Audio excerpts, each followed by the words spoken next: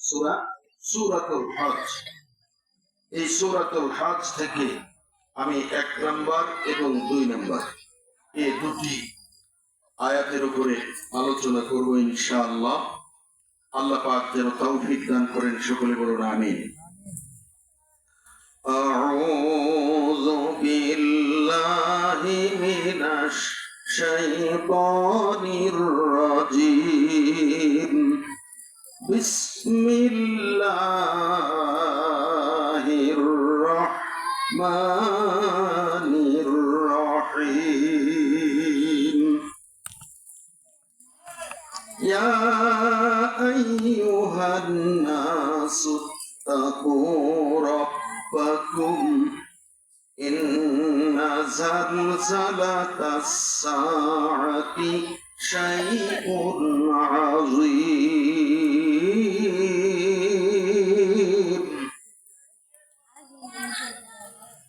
ইয়াওমা তারাউনাহা তাযহাবু কুল্লু মুরদি'াতিন আম্মা আরদা'at ওয়া তাদ'উ কুল্লু যাতি হামলিন হামলাহা কুল্লু যাতি হামলিন হামলাহা ওয়া তারান নাসা সুকারা ওয়া মা হুম বিসুকারা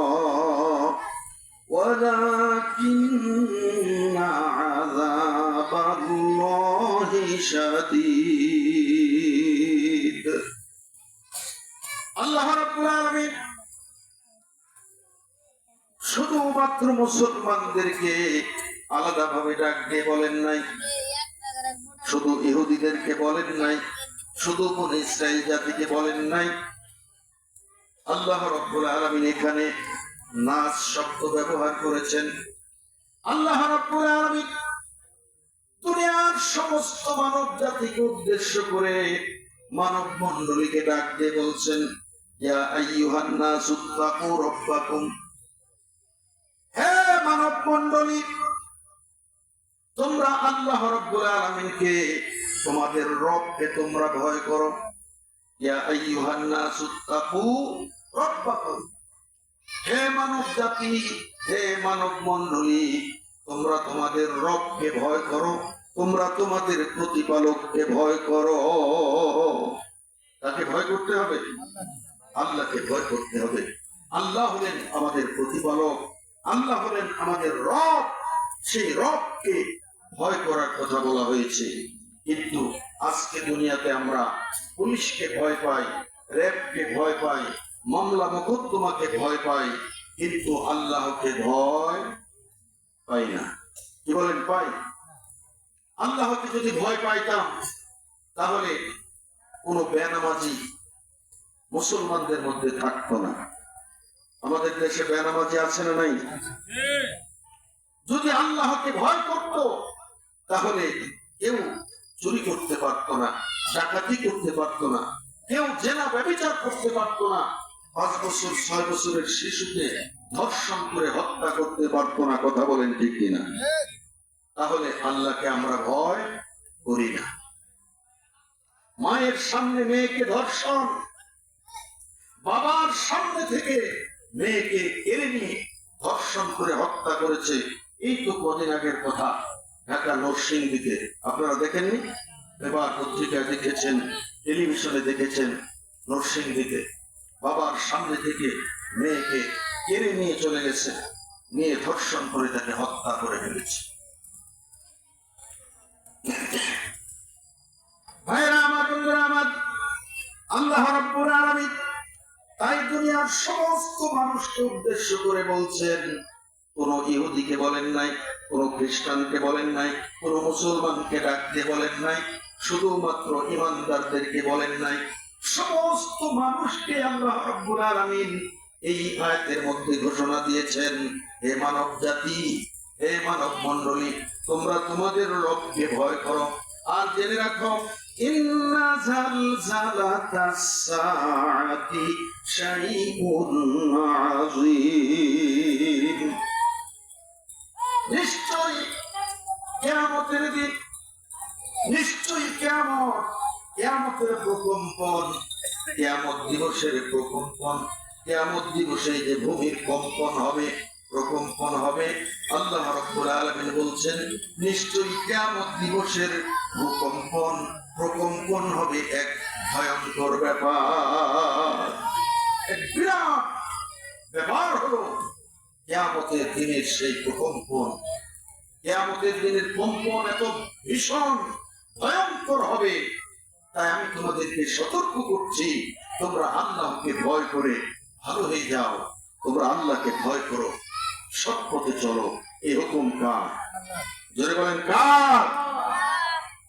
আল্লাহ রাব্বুল আলামিন তারপরে বলে দিচ্ছেন কিয়ামতের দিনটা কত ভয়ঙ্কর হবে, কেমন ভয়ঙ্কর দিন হবে সেটা আল্লাহ পাক সেই ভয়ঙ্কর পরিণতি বোঝানোর জন্য আল্লাহ পাক বলছেন ইয়াউমা তারাউনাহা তাযহালু কুল্লু মুরদিআতিন আম্মা আরদাআত ওয়া তাদাউ কুল্লু যাতি হামলিন হামলাহা وترى الناس سكارى وما هم بسكارى ولكن عذاب الله شديد। সেই কিয়ামতের দিন তোমরা মানুষগুলিকে দেখতে পাবে, সেই কিয়ামতের দিন তোমরা দেখবে একজন গর্ভবতী মা তার গর্ভের বাচ্চাকে প্রসব করে ফেলেছে, তার গর্ভের বাচ্চা অ্যাবর্শন হয়ে যাবে, তার গর্ভের বাচ্চা খালাস হয়ে যাবে, সে টের পাবে না, বুঝতেই পারবে না। দুগ্ধপোষ্য শিশু সন্তানের কথা তার মা ভুলে যাবে। তারপরে যে দুগ্ধপোষ্য শিশু, যে শিশু সন্তানটা মায়ের বুকের দুধের উপরে নির্ভরশীল, এখন অন্য কোনো খাবার খাওয়া শিখে নাই, এবং দুগ্ধদানকারী মা তার দুগ্ধপোষ্য শিশু সন্তানের কথা ভুলে যাবে। গর্ভবতী মায়ের বাচ্চা অ্যাবর্শন হয়ে যাবে, বাচ্চা খালাস হয়ে যাবে, কিন্তু মা জননী বুঝতেই পারবে না। আল্লাহ পাক বলছেন সেই দিন তোমরা মানুষগুলিকে দেখবে মাতালের মতো। সেদিন তোমরা দেখবে মানুষগুলিকে মাতালের মতো। একজন মানুষ বেশি পরিমাণ যদি নেশা করে, মাদকাসক্ত হয়ে যায়, মাদক সেবন করে, তাহলে তার মস্তিষ্কের বিকৃতি ঘটে, সে মাতাল হয়ে যায়, রাস্তা দিয়ে সোজা ভালোভাবে হাঁটতে পারে না, একবার এদিকে যায় একবার ওদিকে যায়, টালমাটাল অবস্থা হয়ে যায়। আল্লাহ পাক বলছেন হাসরের ময়দানে তোমরা মানুষগুলিকে এমন মাতালের মতো দেখতে পাবে।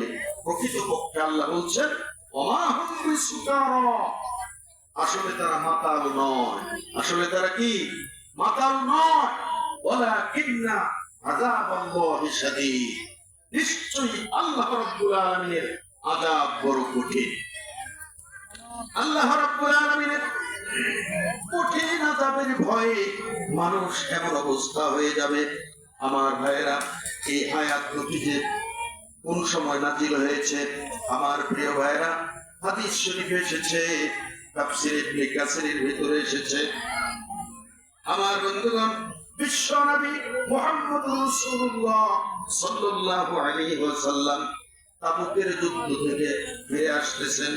তাবুকের যুদ্ধে বিজয় লাভ করে 30,000 সৈন্য সহ আল্লাহ রাসূল যখন মদিনায় ফিরে আসতেছেন, রাস্তায় রাসূলের উপরে দুটি আয়াত নাযিল হলো। আল্লাহর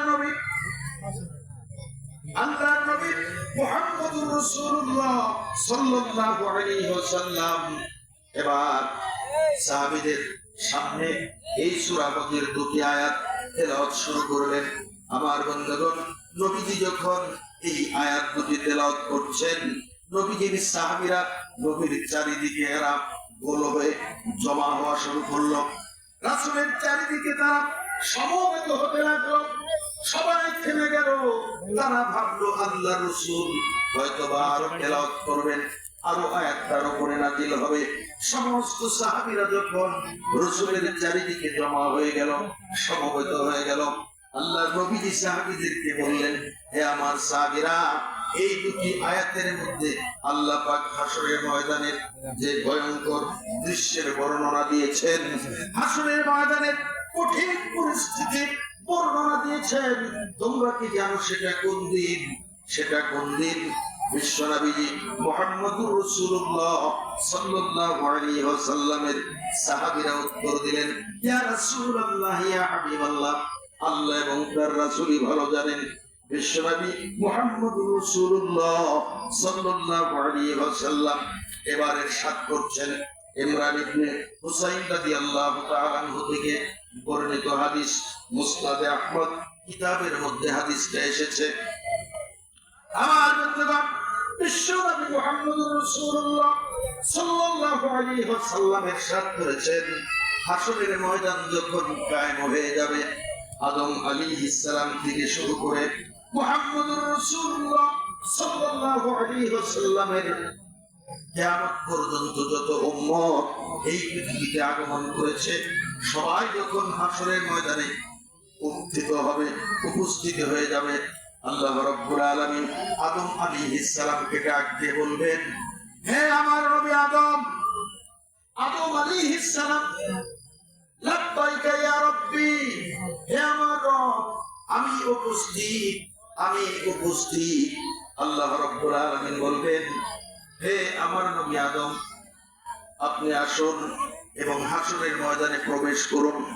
হাসরের ময়দানে যত মানুষ আছে, আপনার যত সন্তান আছে, যত মানুষ হাসরের ময়দানে উপস্থিত আছে, এদের মধ্য থেকে আপনি জাহান্নামীদেরকে বাছাই করে জাহান্নামের জন্য আলাদা করে ফেলুন। আপনি জাহান্নামীদেরকে বাছাই করে আলাদা করুন। আদম আলাইহিস সালাম বললেন, হে আমার প্রভু পরওয়ারদিগার, আমি কতজনের মধ্যে কতজনকে জাহান্নামের জন্য আমি আলাদা করব? কতজনের মধ্যে কতজনকে আমি আলাদা করব? আল্লাহ রাব্বুল আলামিন আদম আলাইহিস সালামকে ডাক দিয়ে বলবেন, হে আমার নবী আদম, আপনি 1000-এর মধ্যে 999 জনকে জাহান্নামের জন্য বাছাই করে আলাদা করুন। 1000-এর মধ্যে 999 জন জাহান্নামী আর একজন জান্নাতি। আপনি এই হিসাবে জাহান্নামীদেরকে আর জান্নাতীদেরকে বাছাই করে আলাদা করেন। প্রতি 1000-এ একজন জান্নাতি আর প্রতি 1000-এ 999 জন জাহান্নামী। রাসূলুল্লাহ বলছেন, এই ঘোষণা যখন আল্লাহ পাক আদম আলাইহিস সালামকে দিলেন, তখন হাসরের ময়দানে উপস্থিত সমস্ত মানুষগুলি আল্লাহর আযাবের ভয়ে এত পরিমাণ ভীত সন্ত্রস্ত হয়ে যাবে, সমস্ত মানুষগুলি মাতাল হয়ে যাবে, সর্বনাশ। এখন আমার কি উপায়? প্রতি 1000-এ 999 জন জাহান্নামী আর একজন জান্নাতি। আমি কি সে একজন হতে পারবো? মোটেও নয়। আমি তো জীবনে বহু মিথ্যা কথা বলেছি, আমি তো জীবনে বহু চুগলখড়ি করেছি, আমি তো জীবনে বহু চুরি করেছি, আমি তো জীবনে জেনা ব্যভিচার করেছি, আমি তো সুদের ব্যবসা করেছি, আমি তো ঘুষ খেয়েছি, আমি তো দুর্নীতি করেছি, আমি তো লুটপাট করেছি, আমি তো গরিবের সম্পদ আত্মসাৎ করেছি, আমি মেম্বার হয়ে সরকারি গম চুরি করেছি, আমি চেয়ারম্যান হয়ে সরকারি বরাদ্দ আত্মসাৎ করেছি, আমি এমপি হয়ে গরিব দুঃখীদের সম্পদ লুটপাট করে বিদেশে পাচার করেছি। তাই আমি তো 1000-এ একজন জান্নাতি হতেই পারবো না। আজকে আমার কি উপায় হবে? সমস্ত মানুষগুলি ভীত সন্ত্রস্ত হয়ে মাতালের মতো হয়ে যাবে। বিশ্বনবীজি বলছেন, ওই সময় গর্ভবতী অবস্থায় যে মাগুলো, যে মহিলাগুলো মারা গিয়েছে, তাদের গর্ভের বাচ্চা খালাস হয়ে যাবে, অ্যাবর্শন হয়ে যাবে। তারা বুঝতেই পারবে না। সন্তান যাদের বলেছিল, দুগ্ধদানকারী মা দুগ্ধ পোষ্য সেই শিশু সন্তানের কথা ভুলে যাবে, পাগলের মতো হয়ে যাবে, অস্থির হয়ে যাবে, দিক বিদিক জ্ঞান হারিয়ে ফেলবে। আমার বন্ধুগণ, শিশু অবস্থায় যারা মারা গিয়েছে তাদের চুলগুলো মুহূর্তের মধ্যে থেকে সাদা হয়ে যাবে, কারো মাথার চুল কালো থাকবে না। আমার বন্ধুগণ, সকলেই বৃদ্ধ হয়ে যাবে এই ঘোষণা শোনার পর। ভাইরা আমার, বন্ধুরা আমার, সেই কঠিন পরিস্থিতিতে সমস্ত মানুষগুলি মাতানের মতো হয়ে যাবে। তাই আল্লাহ পাক সূরা বকরার মধ্যে বলে দিয়েছেন এই কথাগুলো। এটা কেন হবে? আল্লাহ পাকের হাসরের ময়দানে যে ভয়ঙ্কর পরিস্থিতি হবে, ভয়ঙ্কর পরিস্থিতি দেখেই সমস্ত মানুষগুলি আল্লাহর আযাবের ভয়ে এমন হয়ে যাবে। সেই কঠিন হাসরের ময়দানে আমাদের প্রত্যেকের যাওয়া লাগবে। বিশ্ব নবী মুহাম্মদুর রাসূলুল্লাহ সাল্লাল্লাহু আলাইহি ওয়াসাল্লামের সাহাবীরা এই কথা শুনে হাউমাউ করে কান্নাকাটি শুরু করে দিয়েছে। তাদের জবান বন্ধ হয়ে গেছে, আর কোনো কথা বলে না, নির্বাক হয়ে গেছে। অঝোর নয়নে সাহাবীদের চক্ষু দিয়ে দর দর করে গান বেয়ে পানিগুলি টস টস করে পড়ছে। সাহাবীরা কান্নায় ভেঙে পড়েছে। ইয়া রাসূলুল্লাহ, ইয়া হাবিবাল্লাহ, সেই কঠিন হাসরের ময়দানে আমরা কি হাজারে একজন হতে পারবো? আমাদের কি উপায় হবে? আমাদের কি উপায় হবে সেই দিন হাসরের ময়দানে? আল্লাহ বললেন, তোমরা চিন্তা করো না, ওয়ালা তাহিনু ওয়ালা তাহজানু, তোমরা চিন্তা করো না, তোমরা দুঃখ করো না। তোমরা হাজারে যে একজন জান্নাতে যাবে, তোমরা হবে হাজারে একজন সেই জান্নাতীদের মধ্যে। হাজারে যে 999 জন জাহান্নামী হবে। এগুলো হলো ইয়াজুজ মাজুজ। ইয়াজুজ মাজুজ নামে একটা জাতি এই পৃথিবীতে আগমন করবে। এখনো তারা এই পৃথিবীতে আসে নাই, কিয়ামতের আগে আসবে। কিয়ামতের আগে ইয়াজুজ মাজুজ নামে একটা জাতি আসবে। তারা সংখ্যায় হবে অনেক অনেক বেশি। এরা সবাই নাফরমান। এদের মধ্যে কেউ আল্লাহর ইবাদতকারী থাকবে না, সকলেই কাফের বেঈমান। এই ইয়াজুজ মাজুজের মধ্য থেকে এরা সবাই হবে জাহান্নামী। এছাড়াও আল্লাহর রাসূল বলেছেন যে যে সমস্ত জাতির উপরে আল্লাহ রাব্বুল আলামিন গজব নাযিল করেছিলেন, আল্লাহর গজবে যারা ধ্বংস হয়ে গেছে, আল্লাহর গজবে ধ্বংসপ্রাপ্ত ওই জাতিগুলির মধ্য থেকে তারা হবে জাহান্নামী। যেমন কওমে লূত, লূত আলাইহিস সালামের সময় লূত আলাইহিস সালামের হুকুম অমান্য করে, আল্লাহর বিধান অমান্য করে যারা পুরুষে পুরুষে জেনা ব্যভিচার করত, পুরুষে পুরুষে মেলামেশা করত, বিয়ে করত না, মহিলাদের সাথে তারা মেলামেশা করত না, রাস্তাঘাটে ওপেন যেখানে সেখানে তারা একজন পুরুষ আরেকজন পুরুষের সঙ্গে অপকর্ম করত। আল্লাহ রাব্বুল আলামিন লূত আলাইহিস সালামের মাধ্যমে তাদেরকে নিষেধ করার পরেও যখন তারা এই কাজ ছাড়ে নাই, বাদ দেয় নাই, আল্লাহ রাব্বুল আলামিন লূত আলাইহিস সালামের জাতি যে এলাকা দিয়ে বসবাস করত, পুরো এলাকাটাই জিবরাইল আলাইহিস সালামের মাধ্যমে পুরো এলাকাটাই উপরে উঠায় একবারে উপর করে জমিনে ফেলে দিয়েছে, তাদেরকে ধ্বংস করে দিয়েছে। আবার নূহ আলাইহিস সালামের সময় নূহ নবীর দাওয়াত যারা কবুল করে নাই, ইসলামের বিরুদ্ধাচরণ যারা করেছে, আল্লাহর বিরুদ্ধাচরণ যারা করেছে, নূহ আলাইহিস সালামের সময় প্লাবন দিয়ে আল্লাহ পাক প্লাবনের পানিতে ডুবায় যাদেরকে ধ্বংস করেছেন, হত্যা করেছেন, এই গজবপ্রাপ্ত যারা হয়ে মারা গেছে এরা। তারপরে মূসা আলাইহিস সালামের সময় ফেরাউনের সঙ্গে যারা নীল নদে ধ্বংস হয়েছে এরা। তারপরে আদ জাতি, সামুদ জাতি, এমনি ভাবে যারা যুগে যুগে আল্লাহর বিধান অমান্য করার কারণে, আল্লাহর নবীদের বিধান অমান্য করার কারণে, আল্লাহর আইনের বিরোধিতা করার কারণে যারা আল্লাহর গজবে ধ্বংস হয়েছে, এই ধ্বংসপ্রাপ্ত মানুষগুলি আর ইয়াজুজ মাজুজ এই মানুষগুলি এরা হবে হাজারে 999 জন জাহান্নামী। আর আমার উম্মতের মধ্যে হাজারে যে একজন জান্নাতে যাবে এরা আমার উম্মতের মধ্য থেকে হবে। আর হাজারে 999 জন যে জাহান্নামী হবে। যদি 999 জন ইয়াজুজ মাজুজ আর আল্লাহর আযাবে ধ্বংসপ্রাপ্ত, এইগুলো দিয়ে যদি 999 জন পুরা না হয়, আল্লাহ রাসূল বলেছেন, তাহলে আমার উম্মতের মধ্যে যারা মুনাফিক, আমার উম্মতের মধ্যে যারা মুনাফিক, এই মুনাফিকদেরকে দিয়ে জাহান্নাম পূর্ণ করা হবে। 999 জন যে জাহান্নামী হবে, এর মধ্যে হবে ইয়াজুজ মাজুজ আর আল্লাহ পাকের গজবে ধ্বংসপ্রাপ্ত। যদি তাদেরকে দিয়েও 999 জন পূর্তি না হয়, তাহলে আমার উম্মতের মধ্যে যারা মুনাফিক, এই মুনাফিকদেরকে দিয়ে পূর্ণ করা হবে। কোন ঈমানদার জাহান্নামে যাবে না। জোরে বলেন সুবহানাল্লাহ, আরো জোরে বলেন সুবহানাল্লাহ। তাহলে যদি মুনাফিক হয়ে মারা যায়, তাহলে হাসরের ময়দানে যে 999 জন জাহান্নামী হবে, তাদের সাথে আমাকেও জাহান্নামে যেতে হবে।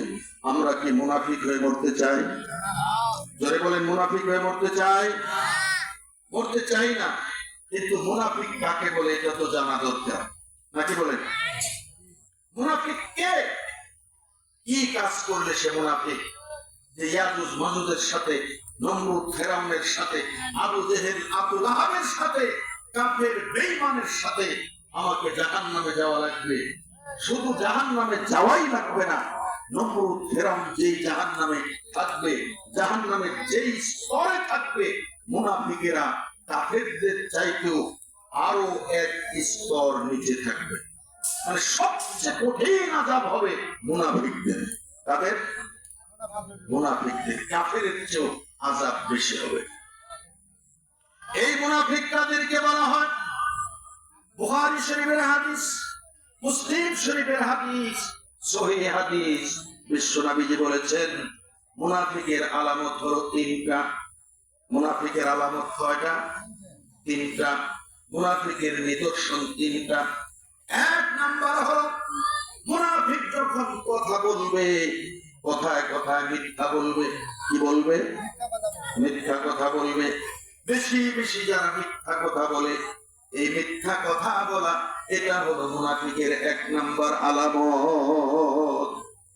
আমাদের সমাজে এমন মিথ্যাবাদী লোক আছে না নাই? সারাদিনে 100টা কথা বললে অর্ধেকই মিথ্যা। এমনও লোক আছে 90টাই মিথ্যা বলে। আছে না নাই বলেন?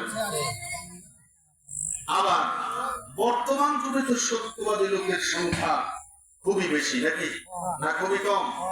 খুবই কম।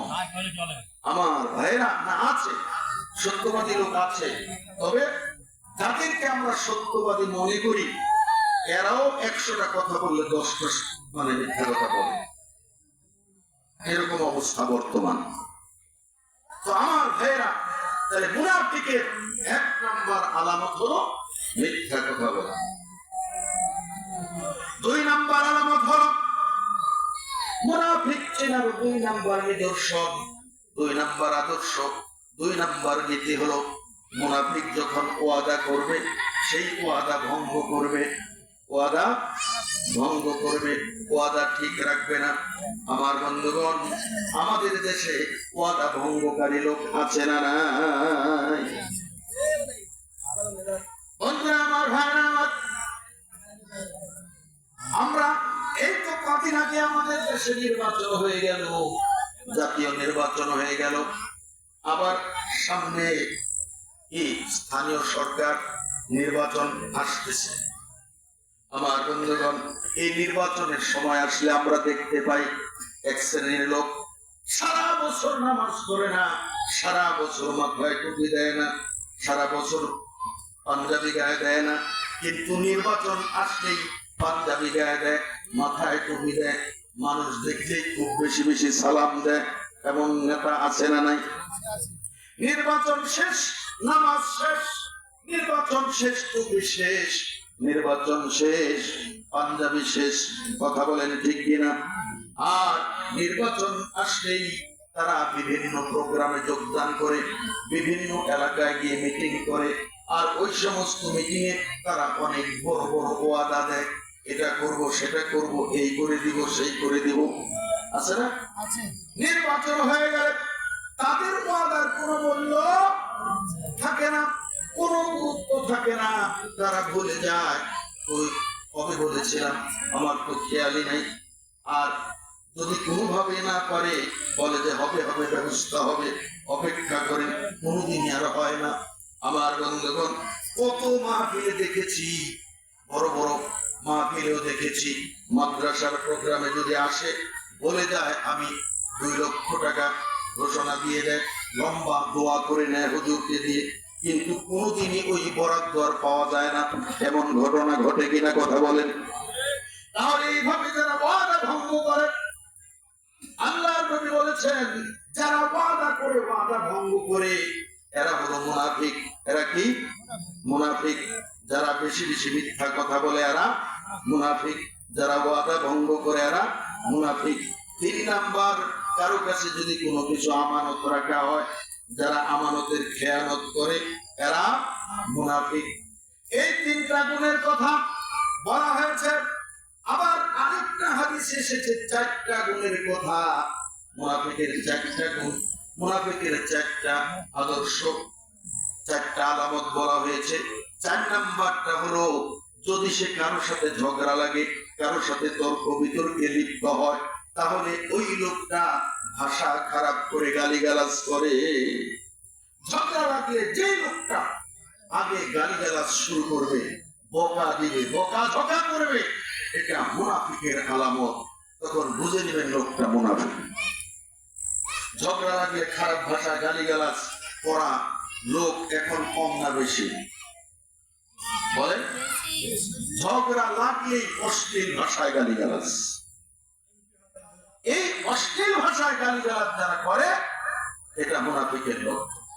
এই 4টা গুণ যদি কারো ভিতরে পাওয়া যায়, সে একবারে খাঁটি মুনাফিক, খাঁটি মুনাফিক। তাই আমার ভিতরে যদি এই ধরনের কোন গুণ থাকে, এগুলো বাদ দিতে হবে। আমার কথা বলার সময় খেয়াল রাখতে হবে আমার মুখ দিয়ে যেন কোনো মিথ্যা কথা না বের হয়। আমি যখন ওয়াদা করবো খেয়াল রাখতে হবে আমার ওয়াদা যেন ভঙ্গ না হয়।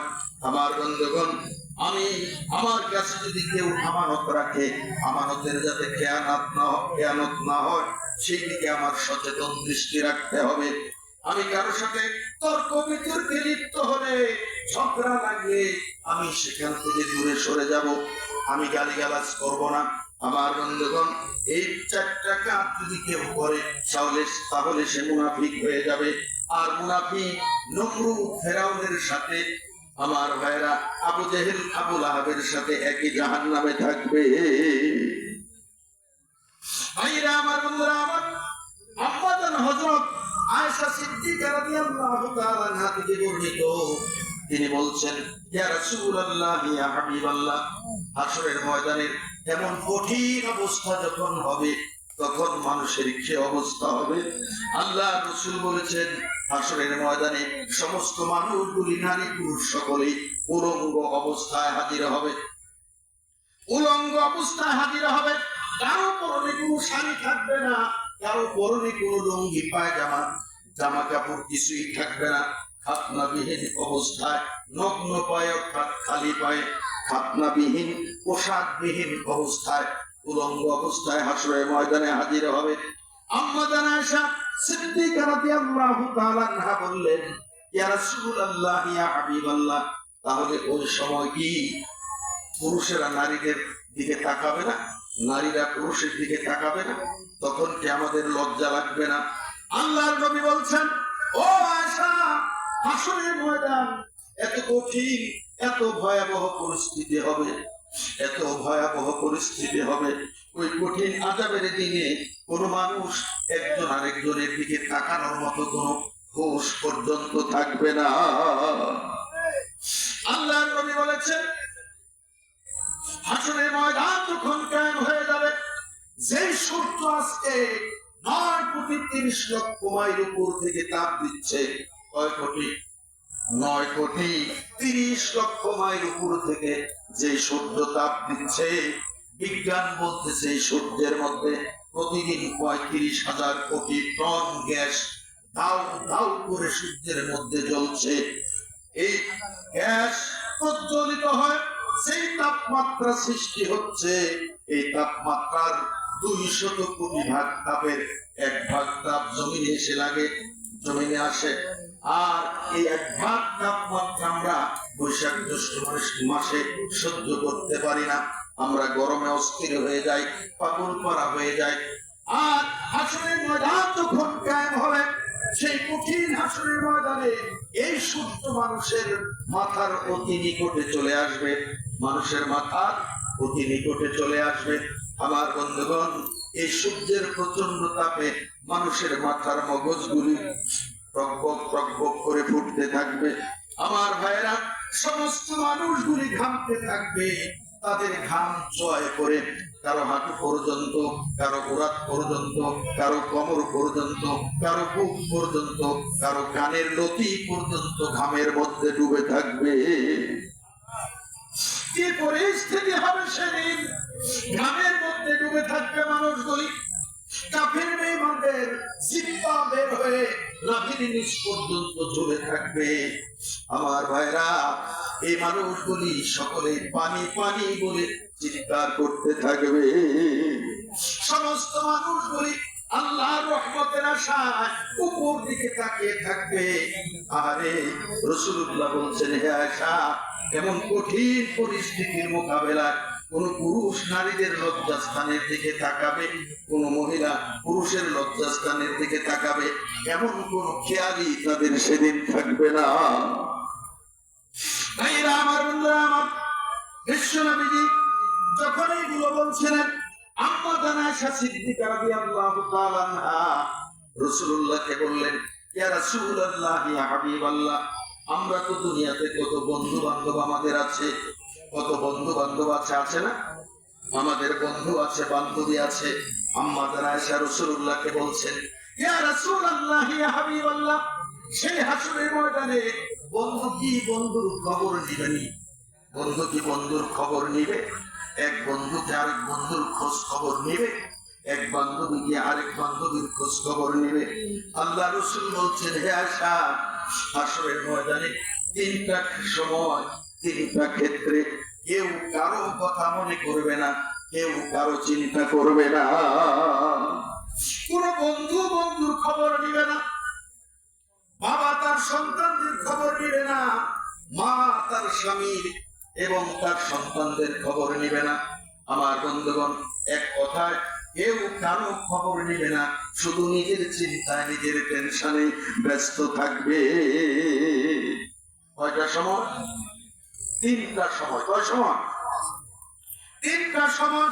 আমার বন্ধুগণ, বিশ্বনবীজি বলছেন, সেই 3টা সময়ের মধ্যে আল্লাহর নবী বলতেছেন, হে আয়েশা, 1 নাম্বার হলো হাসরের ময়দানে যখন মানুষের আমল ওজন করা হবে, নেকি বুদ্ধিগুলো ওজন করা হবে, ওই ওজনের সময় প্রত্যেকটা মানুষ নিজেকে নিয়ে এত পরিমাণ টেনশনে থাকবে, এত পরিমাণ দুশ্চিন্তায় থাকবে যে তার কোনো বন্ধুর কথা তখন মনে থাকবে না যে আমার ওজনে নেকির পাল্লা ভারী হয় না পাপের পাল্লা ভারী হয়।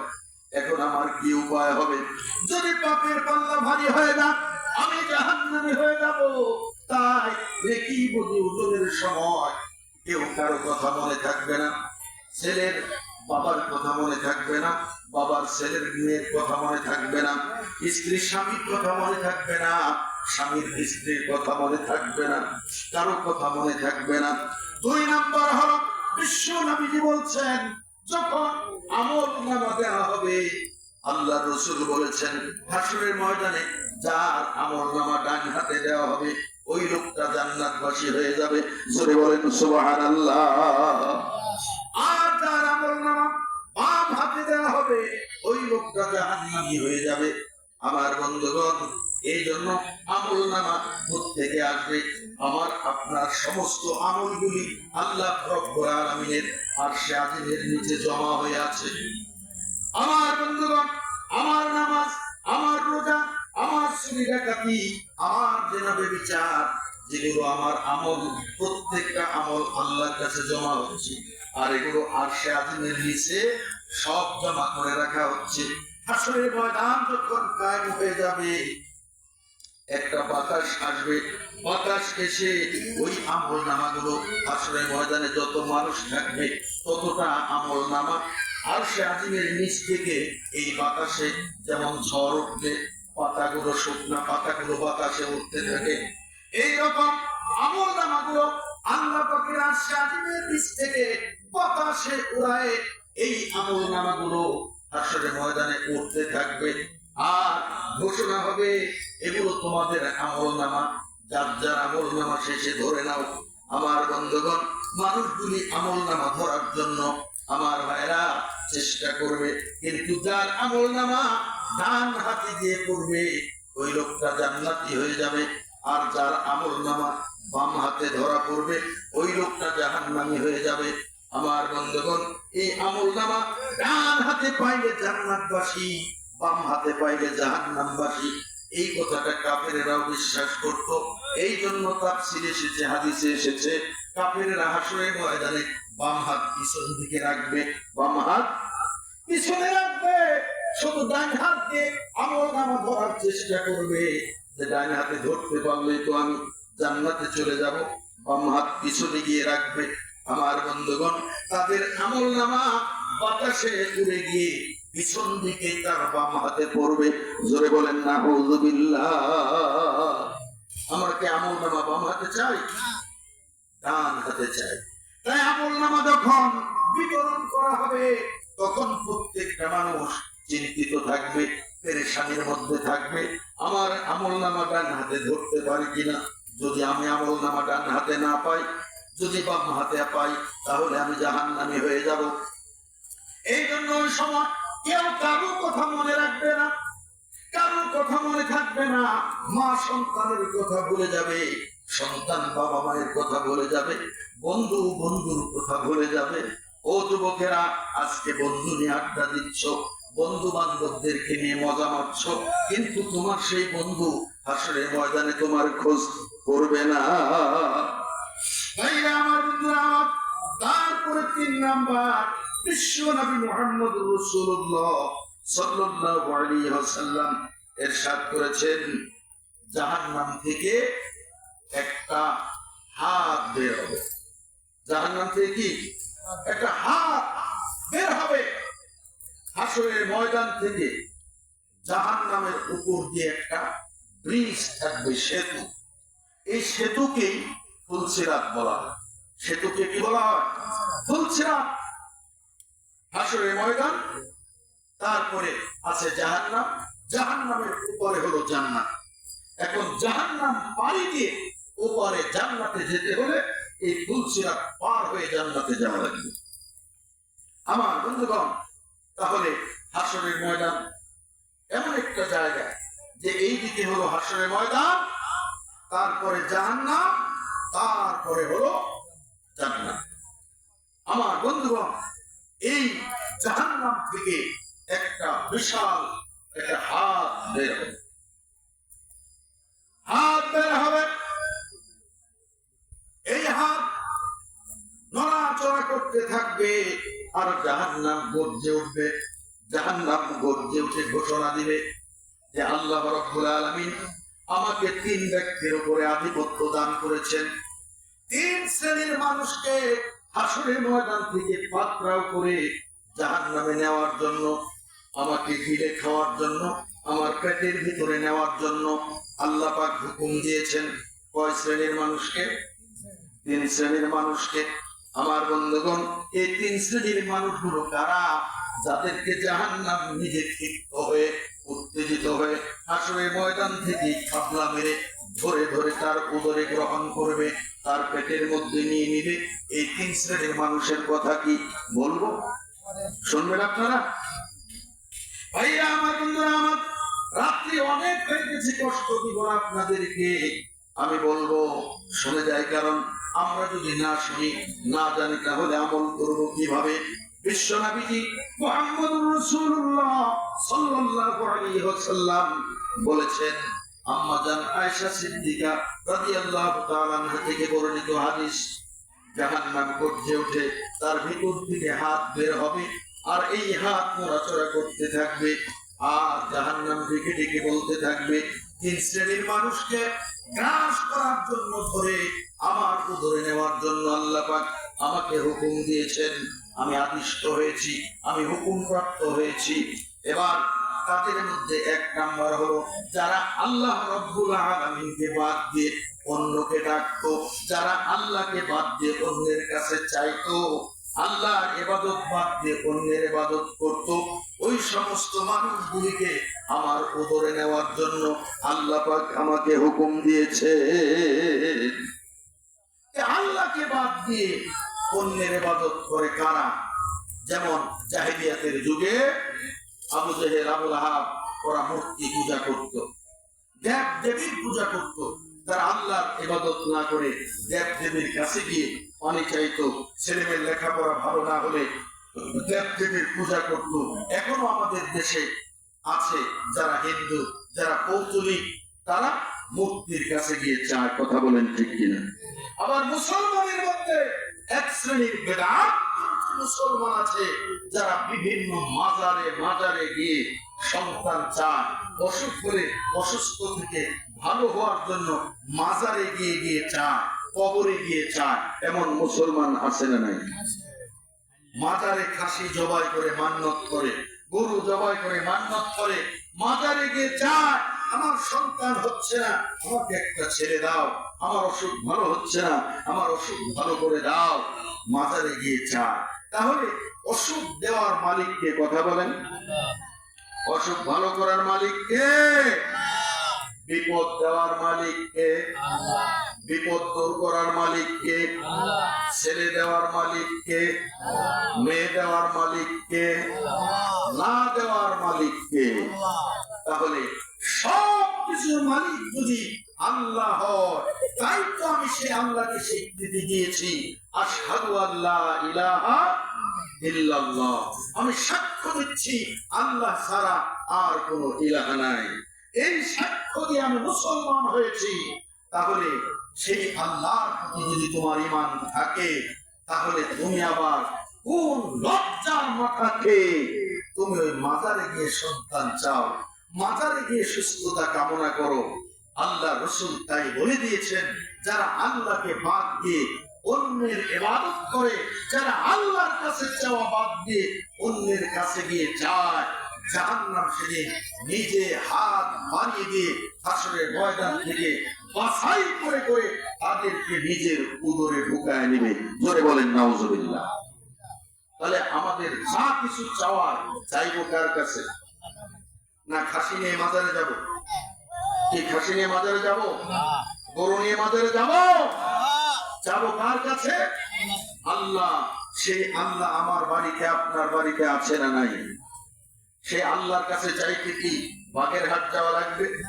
সে আল্লাহর কাছে চাইতে কি সিলেট যাওয়া লাগবে? সে আল্লাহর কাছে চাইতে কি উঠিয়া বিরামদহ যাওয়া লাগবে? সে আল্লাহর কাছে চাইতে কি সোনা মসজিদ যাওয়া লাগবে?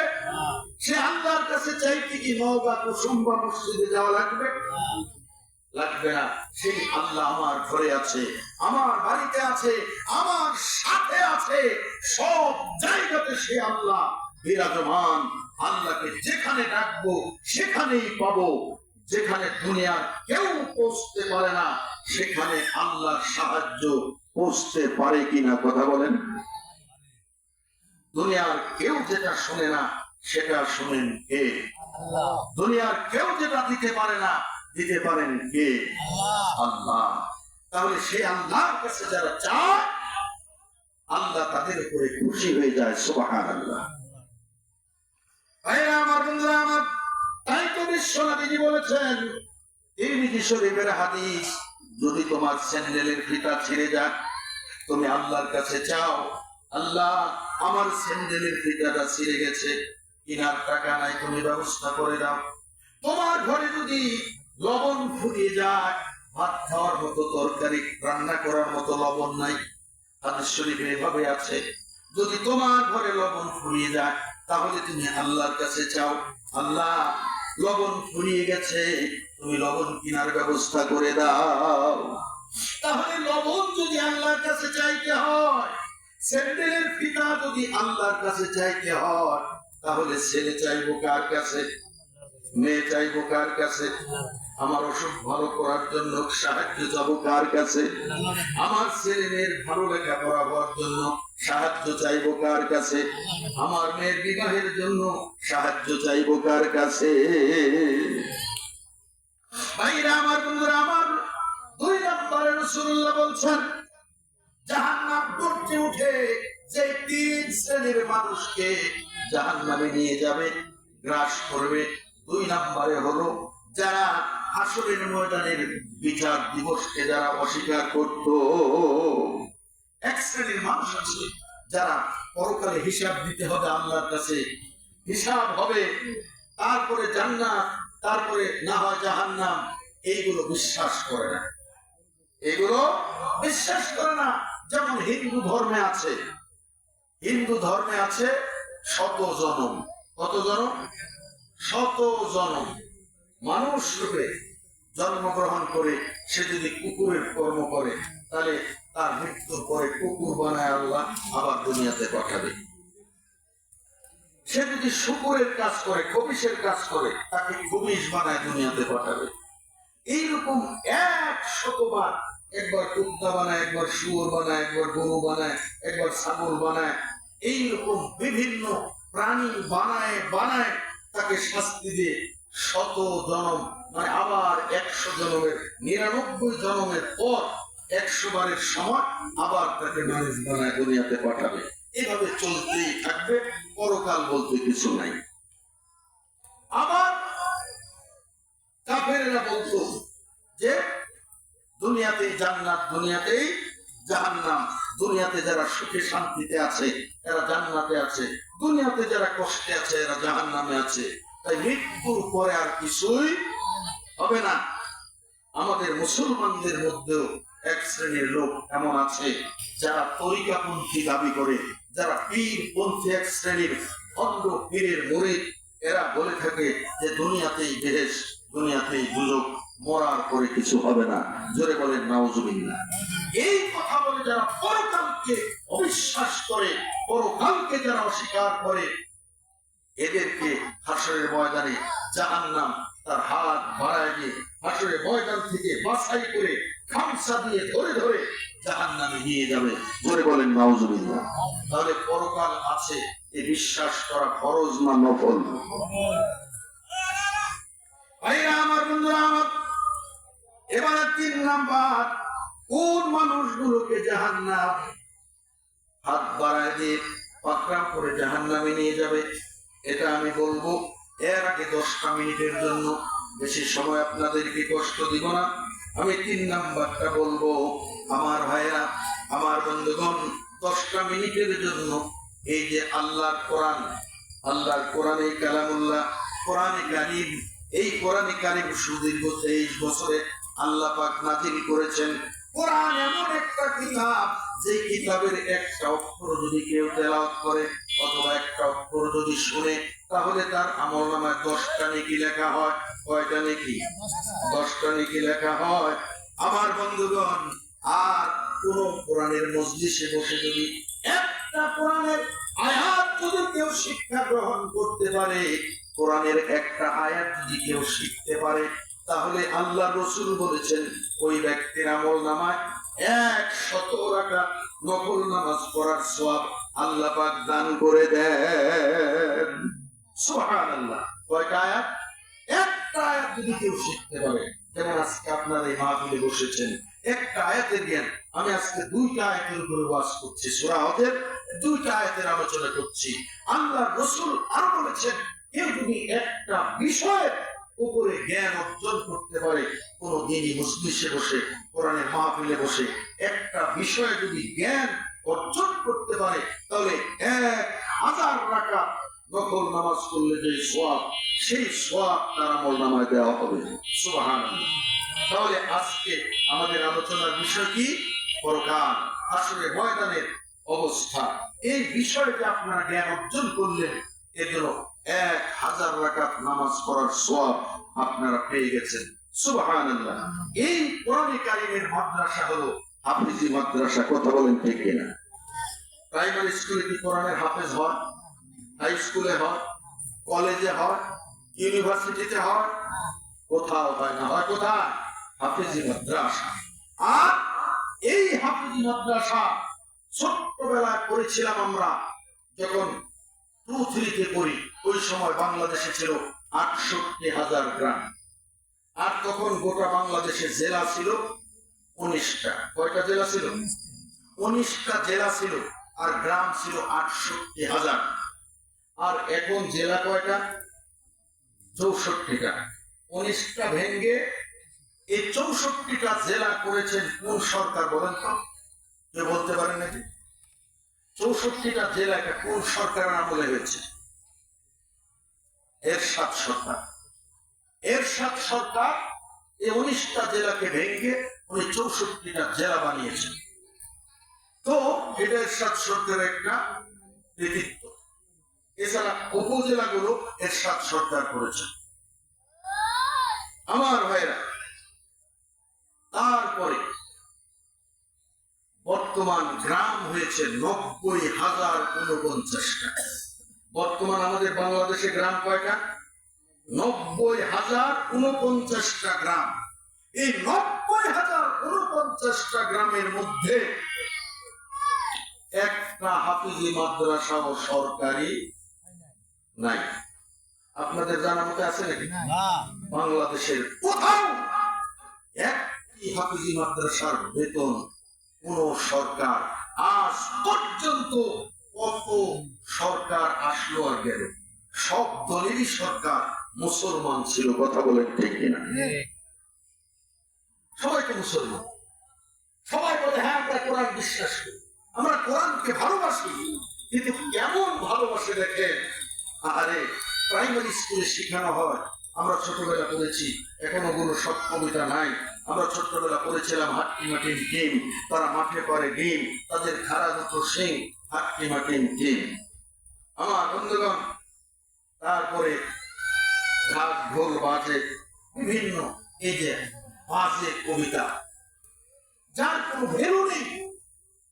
এইগুলো শিক্ষা দেওয়ার জন্য এক একটা শিক্ষকের বর্তমান বেতন 25,000, 30,000, 35,000, 40,000, শেষ বয়সে 50,000 টাকা বেতন। চাকরির শেষ জীবনে আবার 40 লাখ, 50 লাখ করে টাকা পাচ্ছে। সে যতদিন জীবিত থাকবে মাসে মাসে বেতন পেতেই থাকবে। সে মারা গেলে তার বউ যতদিন বাঁচবে বেতন পেতেই থাকবে। বউ মারা গেলে নাবালক সন্তান যদি থাকে, সে যতদিন সাবালক না হবে বেতন পেতেই থাকবে, পেতেই থাকবে। কিন্তু হাফিজি মাদ্রাসার একটা শিক্ষকের বেতন আজ পর্যন্ত কোন সরকারের দেওয়ার যোগ্যতা হয়নি। কথা বলেন ঠিক না বেঠিক? তাহলে কোরআনকে কেমন ভালোবাসে ভাইরা আমার, বন্ধুরা আমার। এই কোরআনের মাদ্রাসাগুলো সরকার যেহেতু গুরুত্ব দেয় না, সরকার যেহেতু বেতন দেয় না, সহযোগিতা করে না, আমার বন্ধুগণ আলেম ওলামা বর্তমান সরকারের কাছেও আবেদন করেছিল যে প্রত্যেকটা প্রাইমারি স্কুলে একটা করে ধর্মীয় শিক্ষক নিয়োগ দেওয়া হোক, যাতে করে প্রাইমারি স্কুলে ছাত্রদেরকে কোরআন শেখানো যায়। যখন শিশু শ্রেণীতে ভর্তি হবে আলিফ বা তা সা এগুলো শেখানো হবে। যখন প্রথম শ্রেণীতে উঠবে তখন জের জবর পেশ তানবিন সাকিন এগুলো শেখানো হবে। যখন ক্লাস 2 এ উঠবে তখন তাকে কিছু কিছু বানান শেখানো হবে। যখন এইভাবে পড়ে উঠবে তখন তাকে কিছু সূরা শেখানো হবে, সূরা শেখানো হবে, বানান শেখানো হবে। যখন 5 এ উঠবে তখন রিডিং, যাতে কোরআন শরীফ পড়া কমপ্লিট শিখতে পারে, নামাজের বিভিন্ন দোয়া দুরূদ মাসলা মাসাইল এগুলো শিখতে পারে। কিন্তু ধর্মীয় শিক্ষক নিয়োগ তো দেয়নি, বরং আলেমদেরকে আরো তিরস্কার করে শিক্ষামন্ত্রী বলেছে যে মাদ্রাসায় লেখাপড়া করে শুদ্ধ করে কোরআন শরীফ পড়তে পারে না, এই জন্য আমরা ধর্মীয় শিক্ষক নিয়োগ দিতে পারিনি। মাদ্রাসা পড়ে নাকি আলেমেরা শুদ্ধ করে কোরআন শরীফ পড়তে পারে না, এই জন্য ধর্মীয় শিক্ষক নিয়োগ দেওয়া সম্ভব হয়নি। এখন সাংস্কৃতিক মাস্টার নিয়োগ দেওয়া হবে, মানে গান বাজনা আর যে খেলাধুলা শেখাবে, এই জন্য গান বাজনা শেখানোর শিক্ষক নিয়োগ দিবে। তাহলে ধর্মকে আমরা কেমন ভালোবাসি, আমি সেদিকে আর যেতে চাই না। আমার ভাইরা, এই